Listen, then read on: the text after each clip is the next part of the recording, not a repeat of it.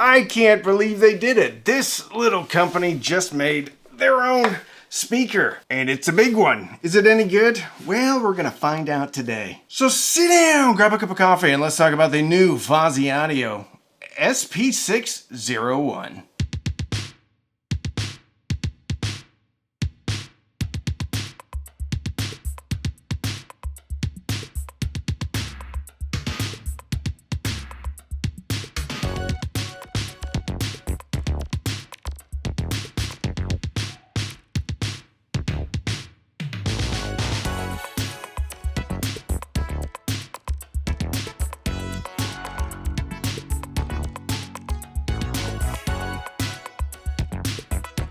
Big thank you to today's sponsor, NordVPN. It's a crazy world out there on the World Wide Web. Everybody's trying to steal your data, steal your identity, fake you into buying stuff that's not actually real. One of the best things about NordVPN is how easy it is. With a single click of the mouse, you can be safer on the internet. Also, when you're traveling, you don't have to miss your favorite shows because you can sign in to an IP address wherever you're from. And an exciting feature of NordVPN is Threat Protection Pro. Keeps you safe from malware. And get this, scammers apparently set up fake web stores and then they offer awesome prices, but instead of awesome prices, you're getting stolen from. It's a scam. They mimic legitimate stores and they actually look very convincing. And normal VPNs will not protect you from something like that. However, with Threat Protection Pro from NordVPN, you will be protected. You just have to enable it. If you want to be protected from malware, watch your shows from wherever you're at. It's super easy to sign up for NordVPN. Go to nordvpn.com/cheapaudioman. Sign up for 2 years and get 4 months extra. And also it's risk-free because you have a 30-day money-back guarantee. And if this wasn't enough, NordVPN has a dark web monitor. NordVPN will let you know if they find your information floating around the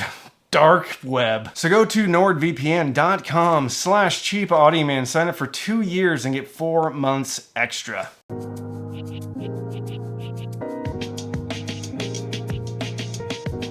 I first saw these actually pretty big speakers at Expona. It's an audio show in Chicago, if you didn't know about it. This was the first year that Fosi Audio had their very own room. And if you don't know about Fosi Audio, this was a company, ironically, that was one of the first reviews I did on this channel. I still remember it, the Fosi BT20A. It's a little Bluetooth amplifier. Since then, Fosi Audio has gotten very serious about the number of products that they've produced and released, including the V3, including a new line of Z products, amplifiers, DACs, preamps, the whole thing. Now they're making CD players, turntables, and speakers. So when I heard it in Chicago, I thought, well, these sound pretty good. However, you never quite know how good something is until you have it in your room playing your music and drinking your coffee. Which, by the way, we have a new cam coffee. It's this stuff. By the way, it was roasted less than a week ago, so you should buy it today. It's super yummy. Let's talk about some specs.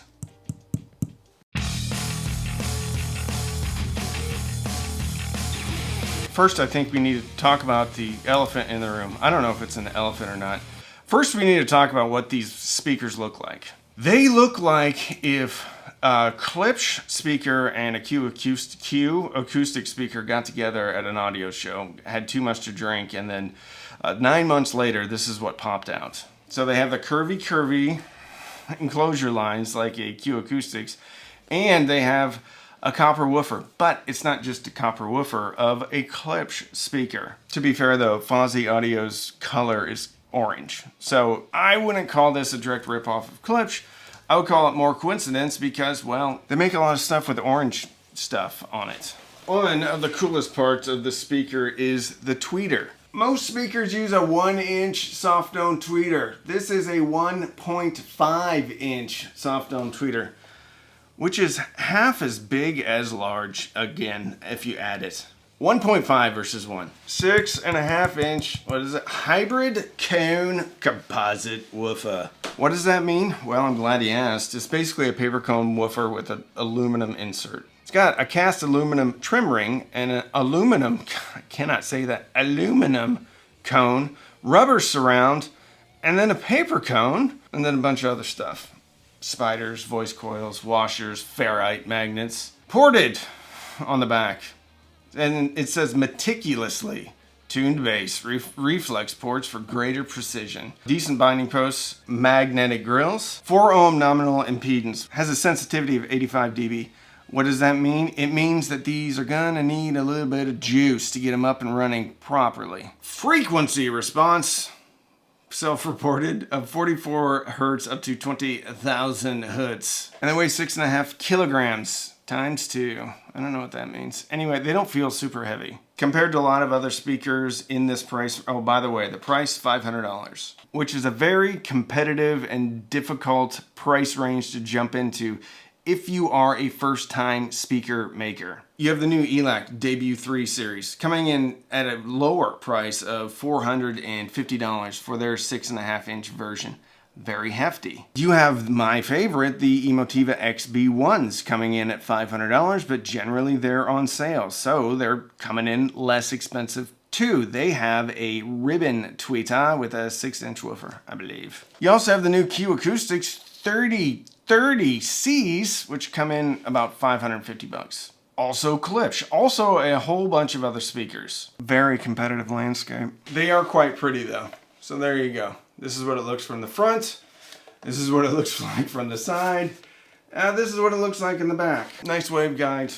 Overall, fairly impressed. Does feel kind of bottom heavy, which is good, I guess. It kind of feels like one of those rock'em sock'em clowns that you'd punch. Feels good, but I think this thing could have been shorter. I don't think it needs to be as tall, but they probably wanted to get a certain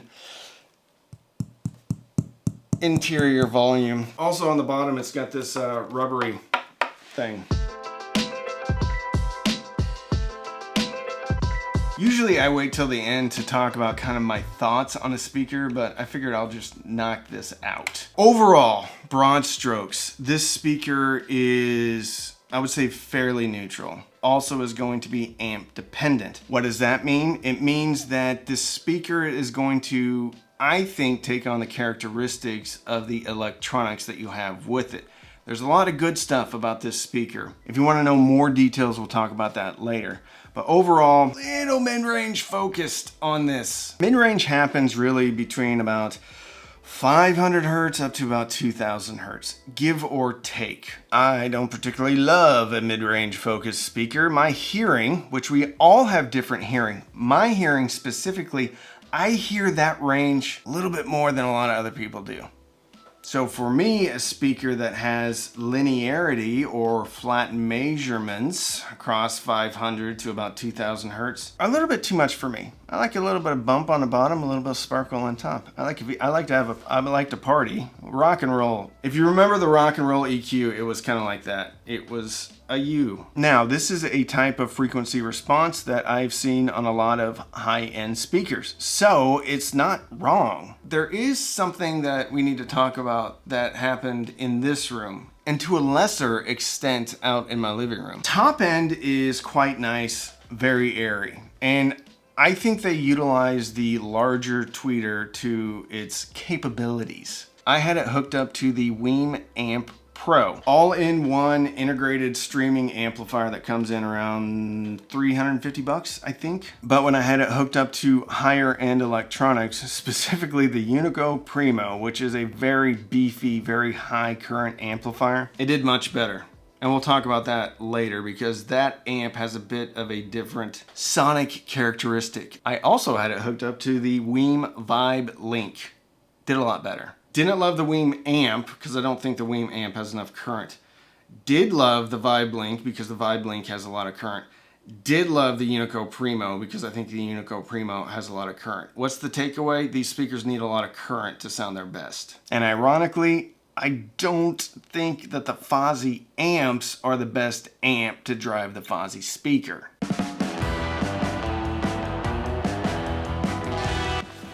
All right.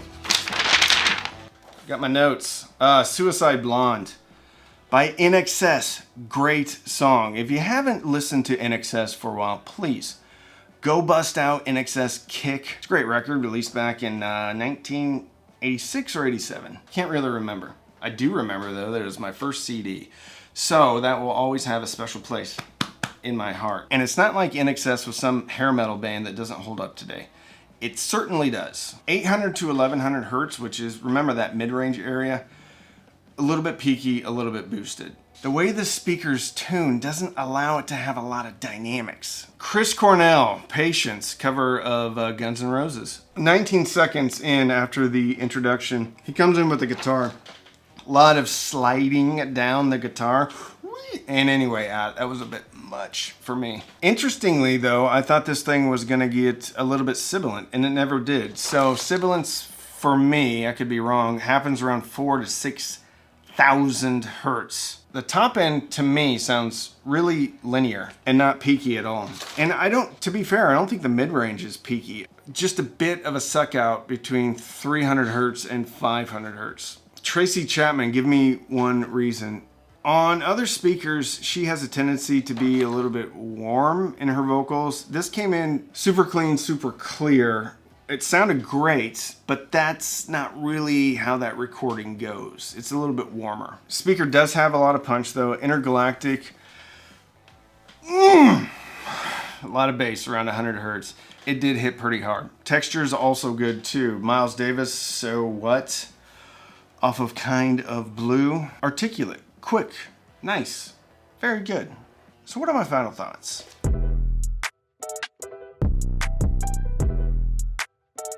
Back in that bag again. Whoa, whoa. Very good speaker. Oops. Very impressive too for somebody's first swing at something. I think it's too expensive.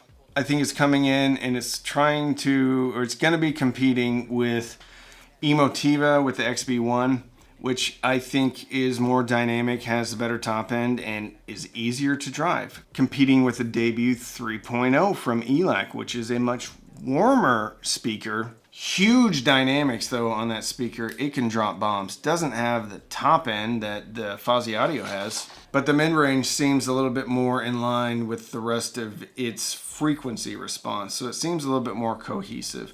The Fosi just seems like it's a little bit in your face with the mid-range and the 500 hertz suck out. So I was doing a real-time analyzer in this room and you could just see the valley between about 300 to 500 hertz, and then it goes right up to 1K, and everything else after that really linear. So depending on your room, depending if you have an equalizer available, which if you have a Weem product, you do, that 3 to 500 is gonna have to be brought up. And I did a bit of an EQ where I boosted 3 and 5, a couple of dB, and then I pulled down 1 all the way, 1K, 3K, 2K, up to 4K, kind of like that. And then about 4K, I went back to flat. I think I could have gotten away with pulling 4K down too. They're also competing with the 3030C from Q Acoustics, which I think sounds pretty similar. The difference between the speaker is, I think it's built well. I think it looks pretty good too. But this is a direct-to-customer product where all these other speakers are traditionally distributed. And I think those speakers, in some ways, have a better build quality. I also felt the Fosi was a little bit vacuous inside, and there's not a problem with that. There's not a problem with having that amount of interior volume. I don't know if they have very good bracing inside though. So there needs to be a brace in the upper half or multiple braces, maybe like triangles in the corners, and then maybe one going across. I don't know what the internals look like. If I'm looking at the information they have online, they didn't look like there's any bracing up on the top half. Yeah, I mean, the tap test is not a great test of how inert the enclosure is, but it doesn't hurt, and it gives you a bit of an idea about what you're dealing with. It's not super, doesn't sound like you're tapping a cinder block. Yeah. Right here, yeah, I would have bracing here, bracing here, bracing here, and I think that would take care of that. So it's very good. I think if this speaker was coming in at $350, then I could get past some of the issues with it. Even though the frequency response isn't necessarily what I love, there's going to be a lot of people that do love this speaker. I think it's a great first swing, but they're gonna have to take a look at their pricing and figure that out. They're also gonna need to brace this thing a little bit better. I think there's a lot of potential with that big tweeter, that big 1.5-inch tweeter. Thought it sounded the best with the VibeLink amp, and if you wanna check that video out, I'll put it right here. Fun amp, a lot of current on that thing. I was very impressed. So don't binge watch anything on Netflix or Hulu. Binge listen and fill your soul with happiness, and also get some coffee. And we can have a cup of coffee together while you're listening to music. Thanks so much for watching.